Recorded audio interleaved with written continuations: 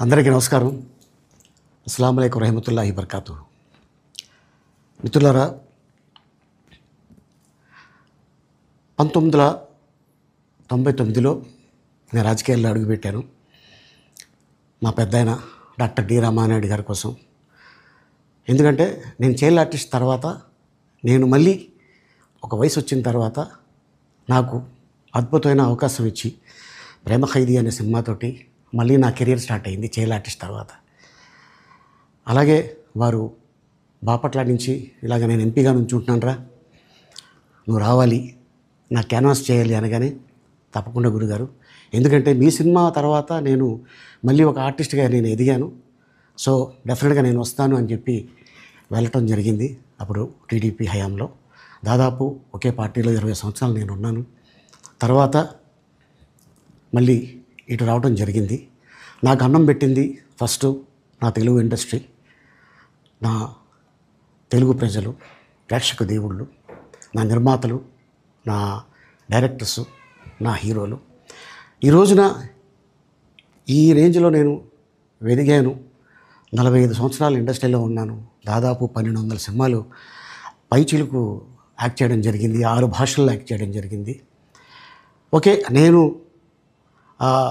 దయాగుణం ఉంది, భగవంతుడు ఇచ్చాడు కాబట్టి నాకు రాజకీయం తోడైతే కొద్దిగా 10 మందికి నేను సహాయపడగలను అనే ఉద్దేశంతో రాజకీయాల్లోకి వచ్చాను తప్ప రాజకీయాలు చేయాలని రాజకీయాల్లోకి రాలేదు. ఇండస్ట్రీ నాకు ఇంత మంచి లైఫ్ ఇచ్చింది, నేనేం చేస్తే బాగుంటుంది అని నలుగురిని చూసి నేను ఒక ట్రస్ట్ పెట్టుకున్నాను మా నాన్నగారి పేరున. దాదాపు 16 సంవత్సరాలు అవుతుంది నేను ట్రస్ట్ పెట్టుకొని. ఏ రోజు కూడా ఈవెన్ దో కోవిడ్లో కూడా ప్రతి నెల వాళ్ళకి 1000 రూపాయలు నేను సాయం చేసేవాడిని.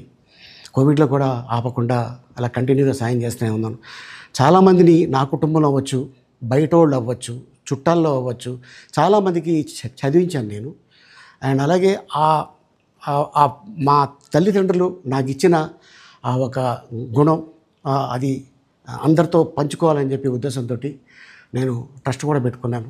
నా ఇన్కంలో దాదాపు 20% నేను ట్రస్ట్కి ఇవ్వటం జరుగుతుంది.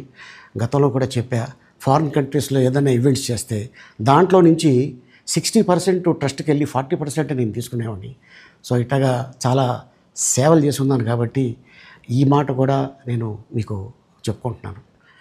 అండ్ అలాగే నేను వ్యక్తిగతంగా ఎవరి మీద ఏ పార్టీలో ఉన్నా కూడా నేను నా పార్టీ గురించి నేను పొగుడుతాను, అక్కడ ఉన్న వ్యక్తి ఎమ్మెల్యే క్యాండిడేట్ గురించి నేను పొగుడుతాను, నా నాయకుడిని నేను పొగుడుతాను తప్ప ఎప్పుడు ఎవరిని కూడా ఒక మాట అంటాం కానీ వాళ్ళ లైఫ్ గురించి కానీ వాళ్ళ పర్సనల్ లైఫ్ గురించి కానీ ఎప్పుడు కూడా ఏ వేదిక మీద కూడా మీరు వెతికినా కూడా దొరకదు. అండ్ అలాగే సో నేను ఈ రోజున మీ ముందుకి రావడానికి కారణం ఏంటంటే నేను ఏ పార్టీ మనిషిని కాదు, ఏ పార్టీ సపోర్టర్ని కాదు, ఐఎమ్ జస్ట్ కామన్ మ్యాన్గానే ఉండి ఇక నా సినిమాలు, నా షూటింగ్లు నేను చేసుకుందామని చెప్పేసి అనుకుంటున్నాను. That's it. ఈ మాట చెప్పడానికే నేను మీ ముందుకు వచ్చాను. సో నేను ప్రతి 5 సంవత్సరాలకు ఒకసారి ఎలక్షన్లో మీరు వెళ్ళి ఎలా ఓటేస్తారో నేను కూడా ఒక కామన్ మ్యాన్గా వెళ్ళి ఓటేసి వస్తాను. సో రాజకీయాలకి స్వస్తి, గుడ్ బై, థ్యాంక్ యూ.